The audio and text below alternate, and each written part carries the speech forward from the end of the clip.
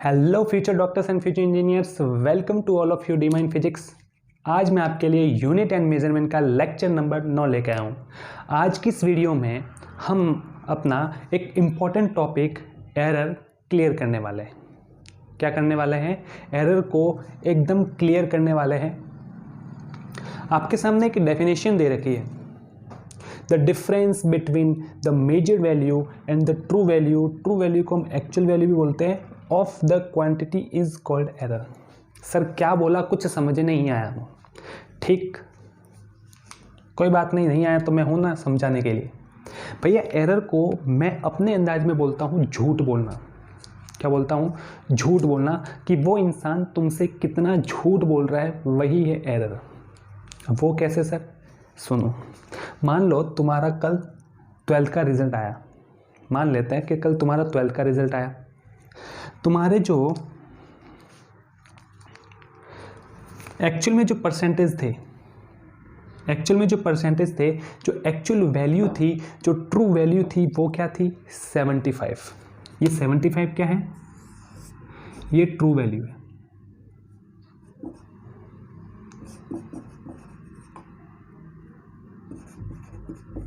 क्या है? True value है। अब तुम्हारे घर के पास में शर्मा जी रहते हैं।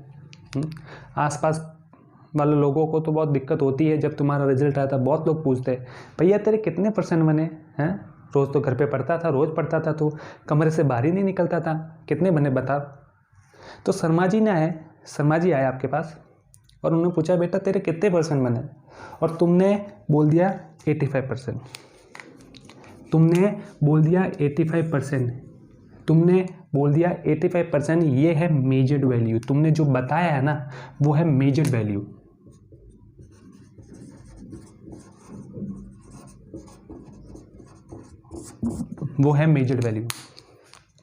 वो तो अच्छा था कि शर्मा जी को तुम्हारे पापा ने पहले ही बता दिया था कि मेरे बेटे के 75% बने। 75% बने। अब जैसे ही तुमने बताया कि अंकल मेरे 85 बने हैं, अंकल आए, तुम्हारे दो चाटे जड़े, झूठ बोल रहा है बेटा, पापा तो बोल रहे थे 75% बने और तू बोल रहा है 85 बंदे। ये झूठ क्यों बोला तूने? हाँ, तूने झूठ क्यों बोला? और झूठ बोल कर के भी तूने 10% का झूठ बोल दिया। हाँ, 10% का झूठ बोल दिया तूने। भैया 10% का झूठ बोला है तूने, मतलब तूने 10% की गलती की है, तूने 10% का एरर किया है। यही तो है error. True value minus measured value equal to error. यही तो है definition. The difference between the measured value and the true value को हम एक्चुअल वैल्यू भी बोलते हैं, of the quantity is called error. बस यही एरर है। भैया तुम्हारा 12th का रिजल्ट आया कल को, ठीक है, तुम्हारा रियल में 75% बना है, यानी ये ट्रू वैल्यू है। एक्चुअल में कितने बने हैं तुम्हारे? 75%। शर्मा जी आए, तुमने उनको बताया 85%। हाँ, जब तुम्हारे दो थप्पड़ जड़े तो तुमने बोला कि अंकल मैंने झूठ बोल दिया। हाँ, झूठ बोल दिया। फिर अंकल ने बोला कि बेटा झूठ बोल करके भी तूने 10% का झूठ बोला, तूने 10% की गलती की है, मतलब तूने 10% का एरर किया है। भैया यही तो एरर है। True value minus measured value equal to error. अब चलो मैं इसको थोड़ा फिजिक्स में लेकर के समझाता हूँ, फिजिक्स में थोड़ा फेल करवाता हूँ। सुनो, मेरे पास एक रॉड है, मुझे इसकी लेंथ को मेज़र करना है। एक रॉड है, मुझे इसकी लेंथ को मेज़र करना है। मैं इसको पकड़ करके मेजरिंग इंस्ट्रूमेंट जो है मेरे पास, जिससे मैं लेंथ को मेज़र कर सकता हूँ, उसके पास लेके गया। मैंने उसको बोला कि भैया इसकी लेंथ मेज़र करके बता। तो उसने फटाक से बोल दिया कि सर इसकी लेंथ तो 2.54 सेंटीमीटर है। कितनी है? 2.54 सेंटीमीटर है। लेकिन मुझे इसकी ट्रू वैल्यू पता थी। मुझे पता है कि वो झूठ बोल रहा है। हाँ, वो बोल रहा है कि सर इसकी तो 2.54 सेंटीमीटर है। मैंने बोला तू झूठ का है बोल रहा है, इसकी लेंथ तो 2.51 सेंटीमीटर है। तो सर क्या करें, गलती हो जाती है सर, क्या ही कर सकते हैं। तो मैंने उसको पूछा कि वो गलती तेरे से क्यों हुई? भाई तूने इतनी बड़ी कितनी गलती की है, देखना ज़रा। इसने भैया इनमें से इसको माइनस कर दो, कितनी गलती की है इसने कितनी गलती की है? 0.03 सेंटीमीटर। इतना झूठ बोल दिया मुझे उसने। सर को झूठ बोल रहा है वो, देखो तुम इतना झूठ बोल रहा है तो, और कितना बोला 0.03 सेंटीमीटर, कितना झूठ, ये झूठ मतलब उसने इतनी गलती कर दी भैया, मतलब उसका इतना एरर है। अब मैंने उसको पूछा कि इतनी गलती तूने की क्यों की, ये गलती हुई कैसे तेरे? तो बोला सर पहले आप थोड़ा ये पढ़ा दो, मैं इसको थोड़ा बाद में बता देता हूँ। मैं ठीक है रुकना, या जाना मत यहीं से, है जाना मत, यहीं रुकना। इसका मतलब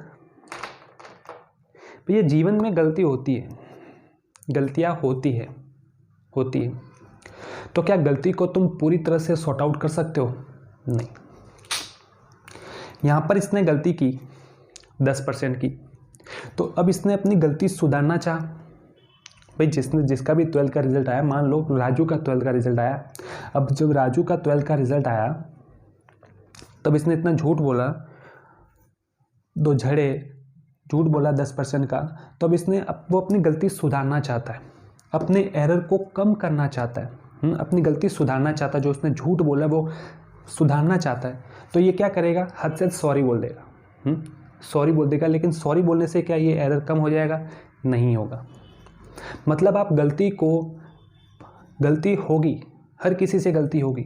इसका मतलब चाहे तुम कुछ भी कर लो, चाहे कैसा भी इंस्ट्रूमेंट ले आओ, कैसा भी उपकरण ले आओ, आप उसकी लेंथ को एग्जैक्ट लेंथ नहीं निकाल सकते। थोड़ी बहुत गलती तो होगी ही होगी, चाहे कुछ भी कर लो। बस यही लाइन लिखी है मैंने यहाँ पे कि some error always present during measurement. भैया गलती तो रहेगी, but the error can be reduce to slightly. हाँ गलती होगी लेकिन तुम उसको कम जरूर कर सकते हो। गलती हुई थी, इस गलती को तुमने थोड़ा सा कम करने के लिए क्या बोला? सॉरी। अब ये अपनी गलती को जो मेजरिंग इंस्ट्रूमेंट ने जैसे मुझे झूठ बोला है, वो अपनी गलती सुधारना चाहता है। मैंने उसको एक मौका दिया, भाई तू ले, एक मौका ले और तू अपनी गलती सुधार। ठीक है, गलती सुधार, तो अपनी गलती सुधार सकता है, लेकिन कैसे? स्लाइटली, कुछ हद तक अपनी गलती सुधार सकता है, एकदम गलती नहीं सुधार सकता। अब हम उससे जब पूछा मैंने कि तेरी भाई ये गलती हुई किस वजह से, और तू और कितनी गलतियां कर सकता है, तो सर अभी बताता हूँ मैं आपको। ठीक है, ये था हमारा एरर। अब हम उससे पूछने वाले उस मेजरिंग इंस्ट्रूमेंट से कि तेरे से ये गलतियाँ कैसे हुई और तू ये गलती कितने टाइप की कर सकता है। चलो तो अब हम टाइप्स ऑफ एरर देखते हैं। चलो, अभी मैंने जो उसको पूछा था कि ये गलती जो हुई तेरे से वो किस वजह से हुई और तू कितनी और गलतियां कर सकता है, मैं इसको लेके आ गया वापस। ये मेरे को लेके आ गया इस जगह पे जहाँ पे पूरी रामायण लिखी हुई है। चलो इस रामायण को समझते हैं। टाइप्स ऑफ एरर, गलतियों के टाइप। भैया दो टाइप की गलती हो सकती है लाइफ में 2 टाइप की गलती हो सकती है। एक वो गलती जिसका तुम्हें पता है कि वो गलती किस वजह से हुई है। भाई अगर तुम्हें उस गलती के बारे में पता है कि वो गलती तुमसे किस वजह से हुई है, तो तुम उस गलती को सुधार सकते हो, पूरी तरह से सुधार सकते हो। हाँ सुधार सकते हो। सर आप झूठ काहे बोल रहे हो? हैं, उससे पहले आपने एक लाइन लिखाई थी कि आप रिड्यूस कर सकते हो, स्लाइटली रिड्यूस्ड स्लाइटली। क्या? एरर को आप कुछ हद तक कम कर सकते हो। और अब आप बोल रहे हो कि पूरा ही ख़त्म कर सकते हो। वो भी सही है और ये भी सही है। यहाँ पे पूरा ख़त्म करने का मतलब है तुम 99.99% तक ख़त्म कर सकते हो, फिर भी 0.01% तो गलती रहेगी, चाहे तुम कुछ भी कर लो। तो आप सिर्फ ये याद रखो कि जीवन में 2 तरह की गलतियाँ हो सकती हैं। एक वो गलती जिसको तुम सुधार सकते हो, क्यों? क्योंकि तुम्हें पता है कि वो गलती किस वजह से हुई है। और दूसरी वो गलती जैसे तुम्हें कुछ पता ही नहीं कि वो किस वजह से हुई है, जब तुम्हें उसका रीज़न ही नहीं पता तो तुम उसको सॉल्व कैसे करोगे, उस गलती को सुधारोगे कैसे। बस इसी तरीके से फिजिक्स में भी 2 गलतियाँ होती हैं, एक सिस्टमेटिक एरर और दूसरा रैंडम एरर। इसका रीज़न हमें पता होता है और इसका रीज़न हमें नहीं पता कि गलती हो क्यों रही है, ये गलती हो क्यों रही है। चलो, सिस्टमेटिक एरर में एक लाइन लिख रखी है यहाँ पे ये, और रैंडम एरर में भी एक लाइन लिख रखी है ये। अब ये लाइन जो दे रखी है, ठीक है, उसको थोड़ा बाद में समझते हैं, थोड़ा इसको होल्ड करके रखो। भाई सिस्टमेटिक एरर, ठीक है, मैंने उस इंस्ट्रूमेंट से पूछा कि तेरे साथ जो गलती हुई है, जो तूने गलती की है, वो तो कितने टाइप की कर सकता है। तो उसने मुझे बताया कि सर 2 टाइप की गलती हो सकती है, एक सिस्टमेटिक एरर हो सकती है, एक रैंडम एरर हो सकती है। सिस्टमेटिक जिसको मैं 99.99% तक सॉल्व कर सकता हूँ, ठीक कर सकता हूँ, फिर भी मेरे में गलती रहेगी 0.01% 1 तक। लेकिन रैंडम एरर सर मुझे नहीं पता कैसे हो जाता है गलती, ये अचानक गलती हो जाती है, कभी ऊपर नीचे हो जाती है, कभी कुछ हो जाता है, ये रैंडम हो जाता है, ठीक है। तो मैंने इसको पूछा कि बता मेरे को कि सिस्टमेटिक गलती तेरे से कैसे कैसे हो सकती है, तो मुझे ये बताओ। तो उसने मुझे बताया कि सर क्या बताऊँ मैं, कभी कभी मेरे में प्रॉब्लम हो जाती है, कभी जहाँ पे मेरे को यूज़ किया जाता है, जिस एनवायरनमेंट में यूज़ किया जाता है वहीं कहीं प्रॉब्लम हो जाती है, या फिर जो मेरे साथ प्रैक्टिकल कर रहा है, जो मुझे यूज़ कर रहा है, उसके एक्सपीरियंस में कमी है। मतलब इसके कहने का मतलब यह है कि सिस्टमेटिक एरर की 3 वजह हो सकती है। पहली ये कि जिस इंस्ट्रूमेंट को तुम काम में ले रहे हो उसकी डिज़ाइन में प्रॉब्लम है। डिज़ाइन में प्रॉब्लम कैसे, आगे हम एक इंस्ट्रूमेंट पढ़ेंगे, 2 इंस्ट्रूमेंट पढ़ेंगे, एक वर्नियर कैलिपर्स और एक स्क्रू गेज। तो वहाँ पे हम एक पढ़ेंगे ज़ीरो एरर। अब वो ज़ीरो एरर किस वजह से आता है, सिस्टमेटिक एरर में आता है वो। क्यों, उसके जब दोनों जॉ पूरी तरह से टच नहीं करते तो उसे बोलते हैं ज़ीरो एरर। क्या बोलते हैं, ज़ीरो एरर। अब वो ज़ीरो एरर किस वजह से आता है, क्योंकि उसकी डिज़ाइन में प्रॉब्लम है, उसकी बनावट में प्रॉब्लम है। भैया उसकी बनावट में प्रॉब्लम होने की वजह से उसको हम बोलते हैं, किस में प्रॉब्लम है, इंस्ट्रूमेंट की बनावट में प्रॉब्लम है। मतलब कौन सा एरर हो गया, इंस्ट्रूमेंटल एरर हो गया, इसी को बोलते हैं हम इंस्ट्रूमेंटल एरर।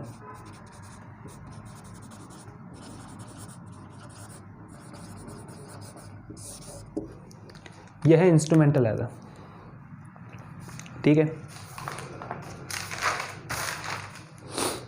ये इंस्ट्रूमेंटल एरर हो गया। अब या फिर कभी कभी ऐसा हो सकता है कि तुम जिस एनवायरनमेंट में अपना एक प्रैक्टिकल कर रहे हो, जिस एनवायरनमेंट में तुम लेंथ मेज़र कर रहे हो, जिस एनवायरनमेंट में तुम एक्सपेरिमेंट कर रहे हो, ठीक है, वहाँ के या तो टेम्परेचर में प्रॉब्लम है, या प्रेशर में प्रॉब्लम है, हाँ, या फिर वहाँ पे ह्यूमिडिटी जो है वो उसको सूटेबल नहीं होती। भाई जो भी तुम एक्सपेरिमेंट कर रहे हो, उनको मान लो तुम्हें उस एक्सपेरिमेंट के लिए 25 डिग्री सेंटीग्रेड चाहिए और उस कमरे का टेम्परेचर 45 डिग्री सेंटीग्रेड है, तो गलती आएगी कि नहीं आएगी, आएगी। मतलब अगर एनवायरनमेंट में प्रॉब्लम है, जिस कमरे में, जिस एनवायरनमेंट में तुम प्रैक्टिकल कर रहे हो, जिसमें तुम एक्सपेरिमेंट कर रहे हो, अगर वहाँ पे कोई गड़बड़ है, टेम्परेचर में गड़बड़ हो सकती है, प्रेशर में गड़बड़ हो सकती है, ह्यूमिडिटी में गड़बड़ हो सकती है, तो भी एरर होगा। तो ये गलती किस में हो रही है, किस में हो रही है, एनवायरनमेंट में हो रही है, इसलिए इसी को बोलते हैं एनवायरमेंटल एरर।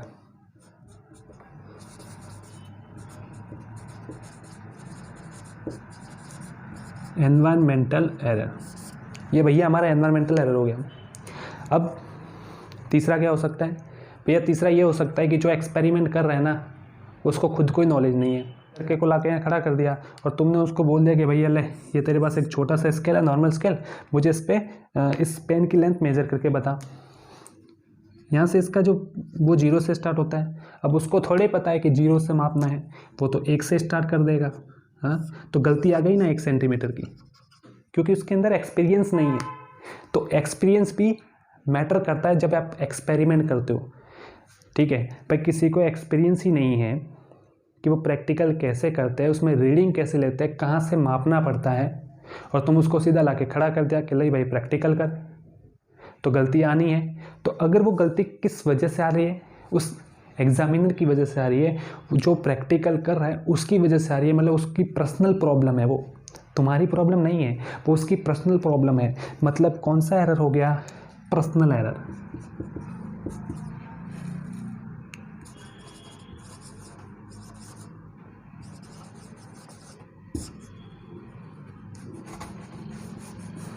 कौन सा एरर हो गया, पर्सनल एरर, ठीक है। तो सिस्टमेटिक एरर में यही हो सकता है। लेकिन भैया एक लाइन रह गई हमारी, क्या है, magnitude and sign for all measurements are the same. तुम्हारी किस में प्रॉब्लम थी यहाँ पे, इंस्ट्रूमेंट में प्रॉब्लम थी, उसकी डिज़ाइन में प्रॉब्लम थी, यहाँ पर एनवायरनमेंट में प्रॉब्लम थी, यहाँ पर उसके एक्सपीरियंस में कमी थी। तो मुझे बताओ कि मान लो मुझे बताओ कि इसकी डिज़ाइन में प्रॉब्लम है, तो डिज़ाइन में प्रॉब्लम तो फिक्स हो गई ना, कि डिज़ाइन ऊपर नीचे तो नहीं हो रही, फिक्स हो गई कि भाई ऐसे इसको ऐसे बनाना था, ऐसे बन गया, अब वो ऐसे ही रहेगा, ठीक है। तो उससे जब तुम रीडिंग लोगे तो एक ही टाइप की रीडिंग्स आएगी। जैसे पॉजिटिव आ रही है तो बस वो पॉजिटिव ही आती जा रही है, नेगेटिव आ रही है तो वो नेगेटिव ही आती जा रही है। बस इसी लाइन का ये मतलब है। मैग्नीट्यूड और साइन, मैग्नीट्यूड और साइन क्या होगा, हमेशा क्या रहेगा, सेम रहेगा। तुम चाहे कितनी भी रीडिंग ले लो, जब भी सिस्टमेटिक एरर होगा तो मतलब तुम इससे भी पता लगा सकते हो कि जो वो गलती कर रहा है वो किस टाइप की गलती है। अगर मैग्नीट्यूड और साइन हमेशा सेम आ रहा है, हमेशा, जैसे तुमने रीडिंग ली, ठीक है, 2.57 सेंटीमीटर, ये प्लस में ऐसे कैसे रीडिंग आ रही है, मतलब देखो मैग्नीट्यूड भी सेम है और साइन भी सेम है। जब मैग्नीट्यूड और साइन सेम हो इसका मतलब वहाँ पे सिस्टमेटिक एरर है। कौन सा एरर है, सिस्टमेटिक एरर है। दूसरी गलती, जीवन की दूसरी गलती, जिसका हमें पता नहीं गलती किस वजह से हुई। जब गलती की वजह ही नहीं पता, जब उसका रीज़न ही नहीं पता, तो तुम उसको सुधारोगे कैसे, उसको सॉर्ट आउट कैसे करोगे। चलो हम समझते हैं रैंडम एरर को। यहाँ पे भी एक लाइन लिख रखी है, magnitude and sign for all measurement are different. क्या है, समझाता हूँ, रुको 2 minute. Fluctuations in temperature, voltage supply, mechanical vibration. Sir अभी आप तो बता रहे थे कि इसमें कोई वजह ही नहीं होती, हमें तो कुछ पता ही नहीं चलती कि एरर किस वजह से हो रहा है। सुन भाई, हमें ये पता है कि फ्लक्चुएशंस हो रहे हैं, लेकिन हो किस में रहे, टेम्परेचर में हो रहे हैं या फिर वोल्टेज सप्लाई में हो रहे हैं या फिर कोई मैकेनिकल वाइब्रेशन की वजह से हो रहा है। भाई तुम जैसे रीडिंग ले रहे हो, ठीक है, रीडिंग ले रहे हो, अब हल्का सा भूकंप आ गया, हल्का सा, तुम्हें पता भी नहीं है कि भूकंप आया, बस हल्का सा भूकंप आ गया और तुम्हारी रीडिंग जो थी वो ऐसे ऐसे हो गई। तुम्हारी रीडिंग मतलब जो भी तुम रीडिंग मेज़र कर रहे थे ना, जो भी जिस मेजरिंग इंस्ट्रूमेंट से, उसमें क्या हो गई, हलचल हो गई। लेकिन तुम हलचल हो गई, अब वो तुम्हें नहीं पता कि वो भूकंप की वजह से हुआ, शायद वो टेम्परेचर में फ्लक्चुएशन की वजह से हो सकता है, हाँ, या फिर कोई और अदर प्रॉब्लम हो सकती है। लेकिन हुआ किस वजह से, इस वजह से, वो हमें नहीं पता होता। बस मेरे कहने का मतलब यही है, ठीक है। अब यहाँ पे भी एक लाइन देख रखी है कि magnitude and sign for all measurement are different. भाई जब बार बार टेम्परेचर बदल रहा है, बार बार टेम्परेचर बदल रहा है, कभी 25 हो रहा है, कभी 22 हो रहा है, कभी 24 हो रहा है, कभी 26 हो रहा है, कभी ऊपर नीचे ऊपर नीचे ऊपर नीचे हो रहा है, इसलिए रीडिंग भी ऊपर नीचे ऊपर नीचे ऊपर नीचे हो रही है। कभी पॉजिटिव में आती है, कभी नेगेटिव में आती है, कभी उसका मैग्नीट्यूड अलग आता है, कभी उसका मैग्नीट्यूड अलग आता है। बस यही चीज़ मैंने लिखी है कि magnitude and sign for all measurements are different.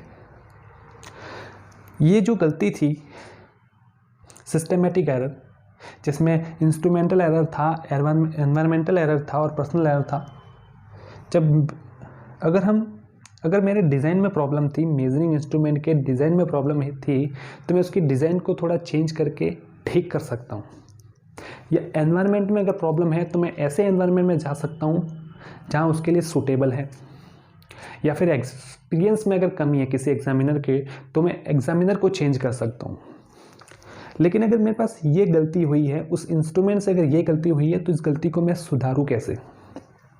तो उसी के लिए एक लाइन लिखी है मैंने नीचे, to reduce the random error take the reading repeatedly and take its average value and the average value is a nearest to true value. क्या है, नियरेस्ट टू ट्रू वैल्यू। मतलब अगर आप रैंडम एरर को कम करना चाहते हो, ख़त्म तो किसी भी एरर को नहीं कर सकते, कम जरूर कर सकते हो। अगर आप किसी एरर को रैंडम एरर को अगर आप कम करना चाहते हैं, तो आपके पास सिर्फ एक ही तरीका है। उस इंस्ट्रूमेंट को पकड़ो, जैसे लेंथ मेज़र करनी है तो आप 6 बार 7 बार बार लेंथ को मेज़र करो, बार बार। मैंने मान लो 6 बार लेंथ मेज़र कर ली। अब उनको जोड़ करके उनका एवरेज ले लो, उनको जोड़ करके जो तुमने 6 रीडिंग ली है उनको जोड़ो, उनका एवरेज लो, और जो एवरेज आएगा ना, जो एवरेज आएगा वो उस ट्रू वैल्यू के बहुत ही नियरेस्ट होगा। इसलिए हम उस एवरेज वैल्यू को ही क्या मान लेंगे, ट्रू वैल्यू मान लेंगे। तो अब तुम्हें पता लग गया होगा कि वो जो ट्रू वैल्यू की मैं बात कर रहा था पहले, वो कैसे आती है, इस तरीके से आती है। मतलब ये ट्रू वैल्यू निकालने का हमारे पास एक जुगाड़ हो गया। इस जुगाड़ को याद रखना। ये थे तुम्हारे एरर के टाइप। आज के लिए इतना ही। पढ़ते रहिए, अपना ख्याल रखिए। All the best.